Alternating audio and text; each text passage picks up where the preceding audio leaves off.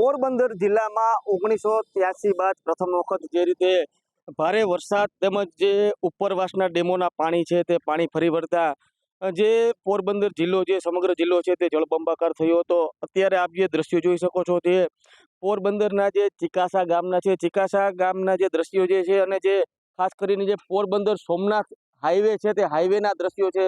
Highway પર જે સૌથી વધુ જે ભેંસો જે છે પશુઓ છે તે બાંધવામાં આવ્યા છે, કારણ કે જે ગામમાં પાણી છે તે પાણી ફરી વળતા માલધારીઓ છે તે માલધારીઓ પોતાના પશુઓને લઈ અને ફરજિયાતપણે જે આ પોરબંદર સોમનાથ હાઈવે છે ત્યાં લઈ આવવા માટે મજબૂર બન્યા હતા। અત્યારે આપ જોઈ શકો છો કે આ પશુઓ જે છે ભેંસો છે તેને નિરણ સહિત પાણી પીવડાવવાની જે કામગીરી છે તે માલધારીઓ કરી રહ્યા છે। 1983 માં એમ કે વધારે પૂર આવ્યું હતું ત્યારે 1960 માં આવ્યું હતું, આપણે જગ્યા બગ્યા કઈ રહેવા દીધી ને ખેતરું ધોઈ નાખી। અત્યારે તમે આયા તમારા પશુઓને બાંધ્યા છે, કઈ રીતના પછી એને અત્યારે નિરણ પાણી આપો?